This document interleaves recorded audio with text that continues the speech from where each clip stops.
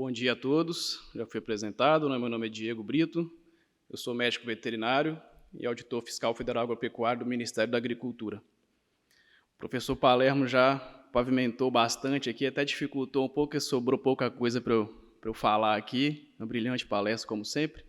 Mas a proposta aqui é a gente falar das políticas públicas nacionais para o tema. Tá? A gente tem um plano de ação nacional, que está encerrando a primeira fase dele nesse ano.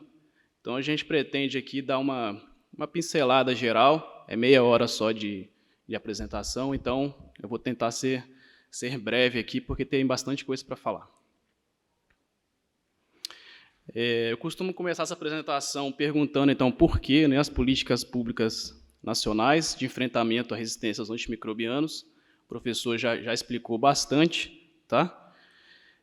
Então, basicamente, são duas demandas, né, para que se estabeleçam essas políticas públicas. A própria importância do tema e a demanda de contexto mundial, né, de cobranças internacionais que o Ministério recebe. Então, primeiro, eu gostaria de falar um pouco dessa questão aqui, dessa previsão de mortalidade em relação ao tema, né, de mortalidade humana. Esse estudo de 2016, que foi muito importante aí também para que as ações, né, o plano de ação mundial fosse elaborado. Tem uma previsão que para 2050, mortalidade humana, né, relacionada à resistência ao antimicrobiano será, então, a principal causa, né, resistência ao antimicrobiano. Então, seguindo, de certa forma, confirmando essa tendência, também tem um estudo mais recente, né, desse ano, que demonstra mortalidade diretamente relacionada à resistência aos antimicrobianos de quase 1.300.000 pessoas ao redor do mundo. Tá? As principais causas de resistência, né, de forma resumida, é o uso não prudente, né, o uso irresponsável, o excesso de prescrição de antibióticos, pacientes que não terminam seu tratamento, o uso excessivo na agropecuária. Aqui é importante ressaltar que não existe um vilão principal, não é só a agropecuária, não é só a saúde humana, né? Esse tema ele é tratado no contexto de One Health, de saúde única. Então, a gente sempre, como o professor falou, a gente sempre está presente nas discussões dos fóruns internacionais, fazendo essa defesa, né? Que às vezes tem essa tendência também de que tenta empurrar a culpa para a agropecuária, mas não é bem assim que funciona. O controle inadequado de infecções nos hospitais e clínicas, falta de higiene e saneamento, que obviamente proporciona uma maior quantidade de infecções, aumentando a demanda por antimicrobianos, e a falta de desenvolvimento de novos antibióticos, como já comentado na palestra anterior. Aqui é só para ressaltar, já foi dito, né, que esse tema talvez aí seja o principal exemplo do contexto de One Health atualmente, né, de resistência a antimicrobianos, que ele tem tanto origem como consequência para a saúde humana, animal e ambiental. E aí, como eu disse, né, tem a própria importância do tema, que a gente entende que, obviamente, tem que tomar as ações, independente das demandas internacionais, mas temos aí o contexto internacional para o tema. Em 2015, tivemos, então, elaborado o Plano de Ação Global para o tema, foi implementado pela OMS, entretanto, ele foi elaborado pela Aliança Tripartite, que também já foi comentada, a OMS, a OIE, que não é mais OIE, agora é ONSA, que é a Organização Mundial de Saúde Animal, e a FAO, que é o braço da agropecuária e segurança alimentar da ONU. Tá? Essa aliança tripartite, inclusive, agora virou quadripartite, porque entrou o PNUMA, que é a parte do meio ambiente da ONU. Tá? Então, esse plano foi elaborado em 2015. No ano seguinte, 2016, um evento de alto nível da ONU, diversos compromissos foram assumidos pelos países. Inclusive, não podia ser diferente pelo Brasil e também não diferente aonde eu trabalho atualmente, que é o Ministério da Agricultura. Tá? Então, esse, resumidamente, a importância, já foi muito bem dito anteriormente, a demanda internacional. Então, a partir desse contexto, nós temos, então, o contexto nacional, o contexto brasileiro. Temos... Deixa eu voltar aqui. Apertei errado. Temos o amarelinho ali, que é como se fosse o guarda-chuva de política pública nacional. Esse tema ele é tratado novamente no contexto de One Health. Então, o principal assim, de política pública, digamos assim, é o Ministério da Saúde. Então, a gente tem um plano nacional de saúde única e temos os específicos. Também o da Anvisa, é o Panvisa, e o PAN-BR-Agro, que é o motivo da palestra aqui hoje. Tá? Então, lá em 2016 ainda, o MAPA fez, então, uma comissão para tratar sobre o tema. na prática, essa comissão que discute tudo dentro do Ministério da Agricultura, a divisão na qual trabalha, a gente coordena o tema e, enfim, dá andamento, mas tudo é discutido no âmbito da comissão. Essa comissão eu faço parte, outra colega da divisão também, e temos representantes do Departamento de Inspeção, de Boas Práticas Agropecuárias, de laboratórios, da parte regulatória. Enfim, a gente tenta também, dentro do mapa, dar uma multidisciplinaridade para tratar o tema. Em 2017, tivemos a IN 41, que deu a base legal, então, para a gente dar andamento ao próprio PAN-BR Agro, que é o que a gente vai começar a falar agora. Tá? Então, já foi comentado também os objetivos estratégicos, né, do Plano de Ação Global. O PAN-BR Agro está totalmente alinhado com as demandas internacionais e nacionais para o tema. Ele considera os 5 principais objetivos estratégicos, tratados também a nível mundial, que são melhorar a conscientização e compreensão, a parte de vigilância e pesquisa, reduzir a incidência por meio de boas práticas agropecuárias, otimizar o uso de antimicrobianos e a parte de sustentabilidade, seja financeira, seja de convencimento de chefias, de articulação com o setor privado, cooperação em projetos internacionais. Então, eu vou comentar um pouquinho das ações realizadas do mapa em cada um desses objetivos estratégicos.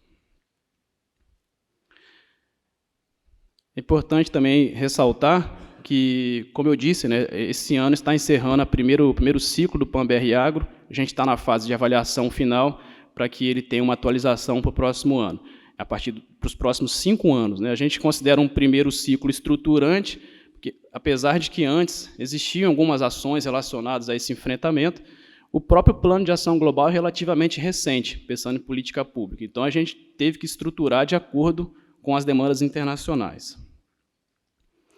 Em relação ao primeiro objetivo estratégico, que é a parte de comunicação, que a gente está fazendo aqui hoje é uma das ações, né? A gente está sempre presente aí nos eventos, de acordo com o que é possível, né? A equipe lá é pequena, então, mas a gente tem alguns itens previstos, né, dentro do plano, que é o estabelecimento de um plano de comunicação.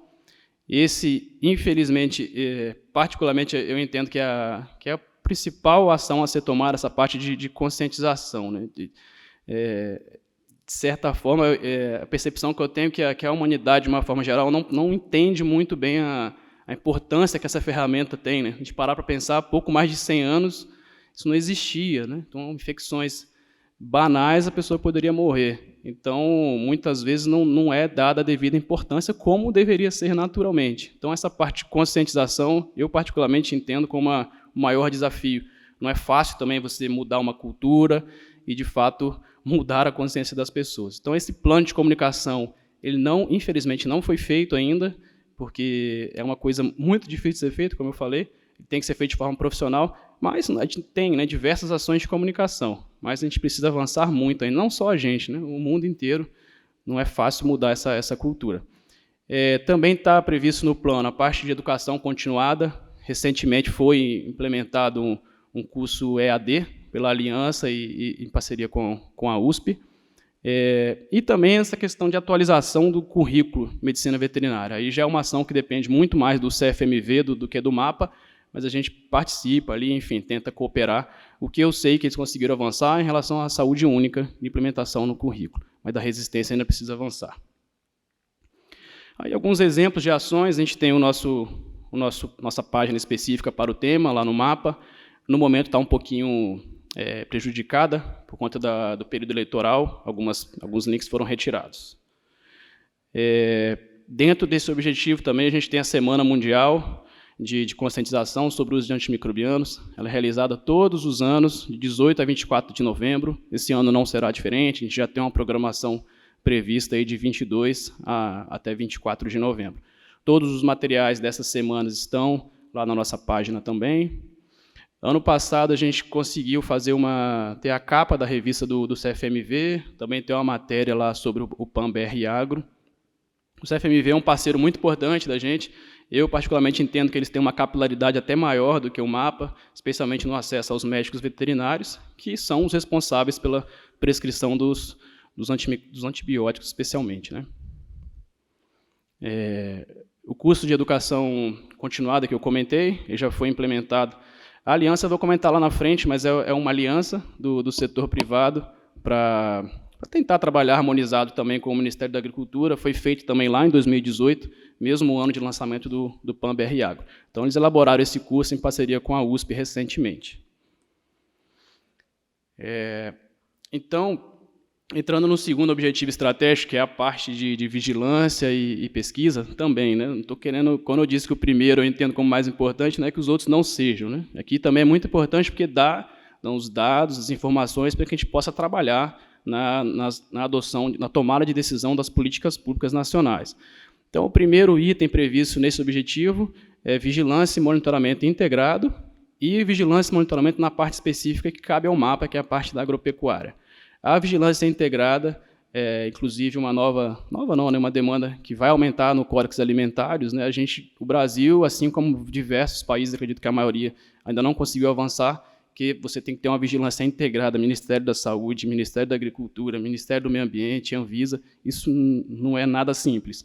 Mas, enfim, é prioridade máxima do nosso trabalho também, a gente vai precisar avançar. Mas na parte da agropecuária, sim, a gente já avançou, a gente tem um plano implementado e em andamento, eu vou comentar um pouco sobre ele.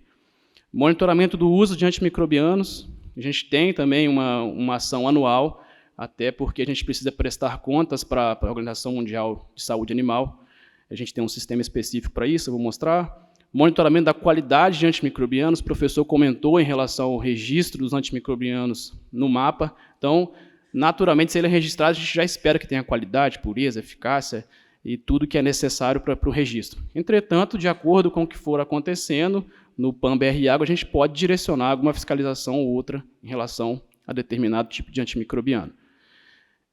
Elencar prioridades de pesquisa e também induzir financiamento de pesquisas científicas. Esses são, basicamente, os principais itens desse objetivo 2. E aí, em relação a esse objetivo, algumas ações específicas.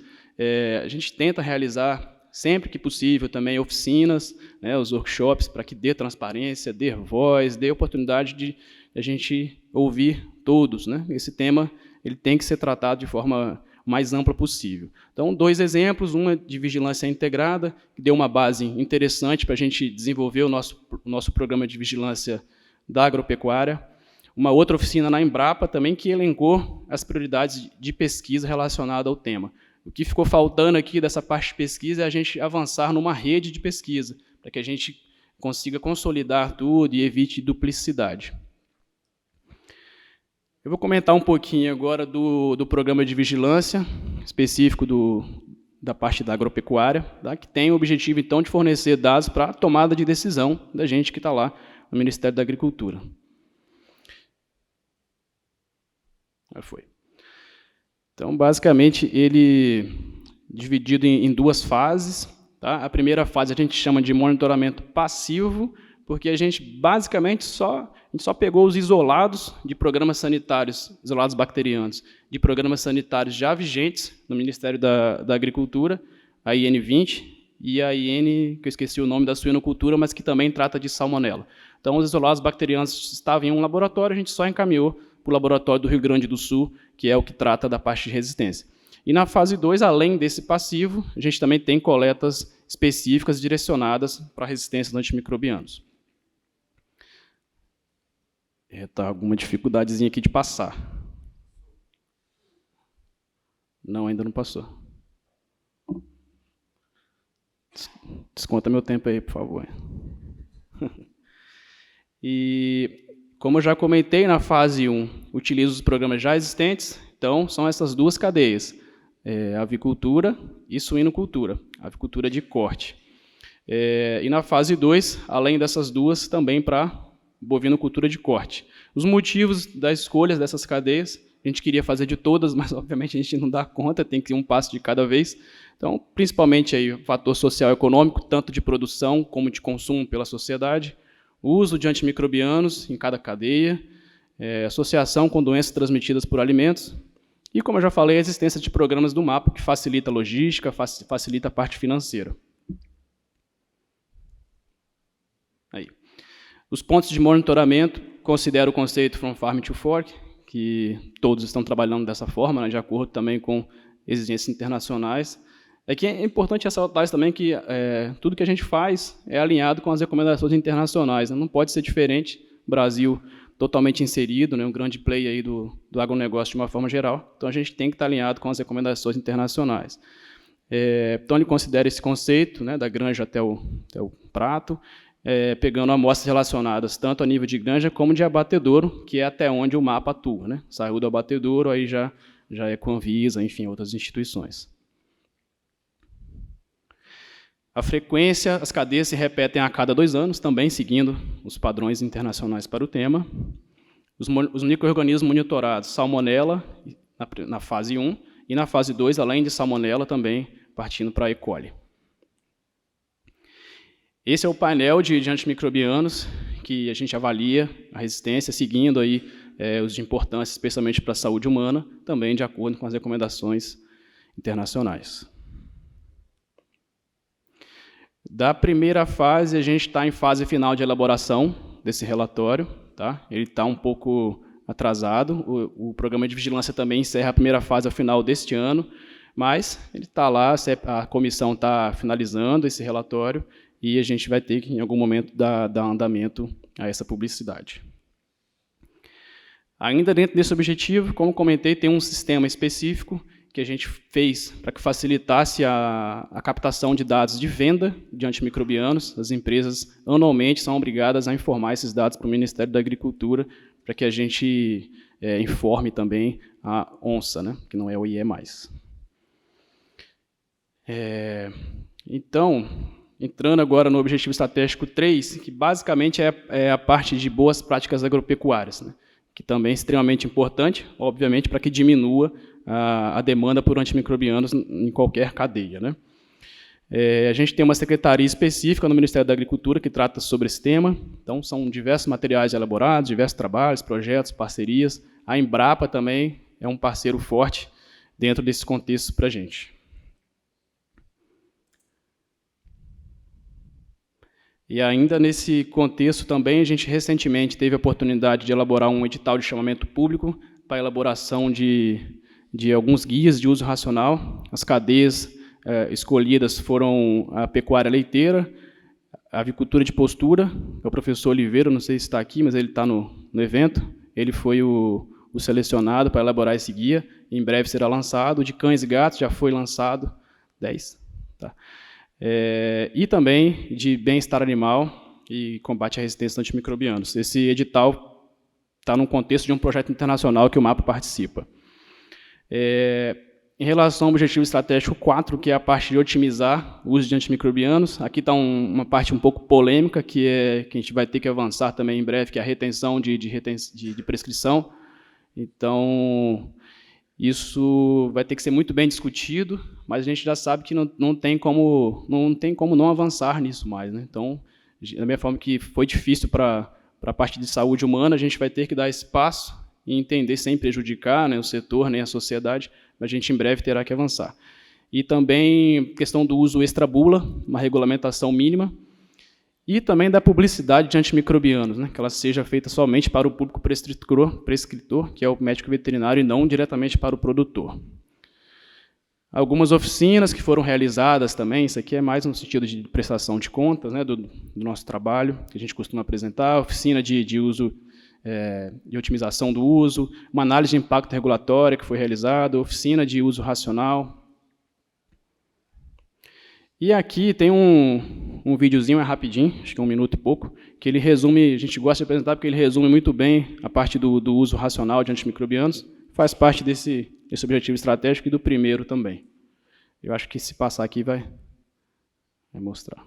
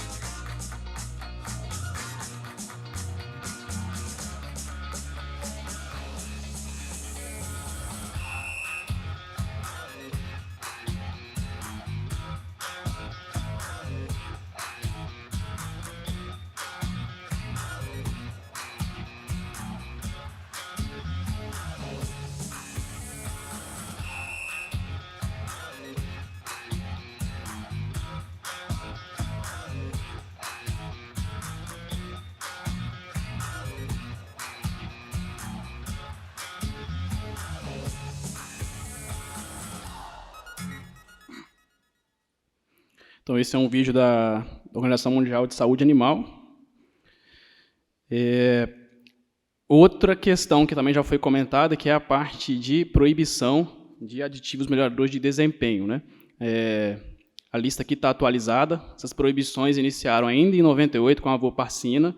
Mais recentemente, tivemos a colistina, né, em 2016. Em 2020, tilosina, lincomicina e tiamulina. E como o professor falou, a consulta pública acho que já finalizou, na verdade. Agora cabe ao MAPA dar andamento, né, avaliar sugestões que forem encaminhadas. A gente sempre tem adotado as boas práticas regulatórias, avaliação de impacto, consulta pública, consulta interna, enfim, tudo dar voz a todo mundo, transparência total. Mas, como já foi dito, a virginamicina e bacitracina, né, a bacitracina é considerada de importância, né, para a saúde humana, então, enfim, a tendência é que seja proibida mesmo. A gente está falando de aditivos melhoradores, né? Não estamos falando de uso terapêutico, então a gente precisa estar alinhado às recomendações internacionais. As pressões estão cada vez maiores, então o país precisa estar alinhado ao que o mundo está cobrando. O último objetivo estratégico, não menos importante, obviamente, é a questão da promoção da sustentabilidade do plano, seja a parte financeira, parte de cooperação internacional com o tema. Eu já comentei essa parte, né, a parte legal que cabe ao MAPA. A aliança, também já comentei, que é uma aliança do setor privado, que envolve representação aí frigorífico, de granjas, da parte de indústria farmacêutica. Esse projeto internacional que a gente participa, que deu a verba para que a gente fizesse aquele edital de chamamento público, é um projeto financiado pela União Europeia, promovido pela Aliança Tripartite, que tem o objetivo, basicamente, de promover o plano de ação global nesses países. O Brasil já tem implementado, mas, obviamente, toda ajuda é bem-vinda, né? Para que a gente tente avançar, especialmente na vigilância integrada. Outro projeto internacional que a gente tem, de certa forma, um privilégio de participar, que a gente tem um colega do Ministério da Agricultura, ele também é auditor fiscal, o Dr. Guilherme Antônio da Costa Júnior. Ele também, até pouco tempo, era presidente da Comissão do Códex Alimentários e também é adido agrícola na embaixada lá em Bruxelas. Ele faz parte desse grupo. Esse grupo é um grupo político que tem o objetivo principal de advogar do tema na alta pauta política global. Então, é um grupo que envolve ex-primeiros ministros, só alta política mesmo mundial, e a gente tem, de certa forma, esse privilégio de ter o colega participando, a equipe lá do MAPA o assessora tecnicamente, então é importante a gente estar participando, estar sempre inserido, para que as decisões mundiais não sejam além do que a gente pode atender, né? Outra ação importante também que a gente faz, o professor já comentou, essa questão do Códex Alimentários, especialmente a colega Suzana Breslau, que comandava essas discussões a nível de Brasil, né? Então, a gente sempre esteve completamente inserido. Essa força-tarefa encerrou no final do ano passado, então a gente já tem aí o novo Código de Práticas, Guia de Vigilância Integrada, enfim, algumas exigências que chegarão para o país também. O Códex Alimentários baliza a OMC, então a gente precisa estar harmonizado, e é isso que a gente tenta fazer com essa adoção de políticas públicas nacionais. O outro projeto de cooperação recente é financiado pelo ISDA e implementado pelo IICA, projeto de hermaneamento em resistência antimicrobiana. A gente teve uma assistência técnica aí em relação à avaliação dos dados do nosso programa de vigilância. Cooperações nacionais, especialmente aí, valorizar, né, a cooperação junto à Embrapa, ao CFMV, às universidades, Ministério da Saúde, Anvisa, o TCU também, recentemente, na parte de captação de startups, tem colaborado com a gente, o SEBRAE também, e, obviamente, o setor privado também, por meio da aliança e outros acessos. Aqui finalizando, o tempo está acabando, mas é importante ressaltar a importância que a antiga OIE dá para o tema, considera, então, um bem público mundial, e chama a importância para o médico veterinário, que é o responsável pela prescrição, e aí, especialmente a gente falando de antibióticos, né? Esse tema a gente acaba sempre pendendo para a discussão de antibióticos, quando fala de antimicrobianos, mas antimicrobianos não é só antibióticos, né? Importante ressaltar. Então, elenca as responsabilidades do veterinário, já foi dito, né, mas promoção de boas práticas agropecuárias, a prescrição só realmente quando necessária, baseada em experiência clínica e quando possível, né, e sempre desejável, diagnóstico laboratorial, antibiogramas também, tratamento detalhado, o uso off-label, o extrabula, somente quando extremamente necessário e de acordo com a regulamentação mínima que a gente pretende avançar, a anotação dos tratamentos e treinamentos para o médico veterinário e como para a sua equipe. Então, finalizando, quais seriam aí as oportunidades, os desafios, as expectativas do Ministério da Agricultura? A gente vai continuar trabalhando de forma conjunta com os diversos atores envolvidos e também tentar aí avançar numa pactuação com o setor privado da redução do uso preventivo de quinolona, cefalosporinas de terceiro, quarto e colistina, da mesma forma que a Espanha já adotou e teve um relativo sucesso com essa ação. Então, por enquanto, ainda de forma voluntária, né? Isso, de acordo com o tempo, né, a gente vai avançando aí na parte regulatória.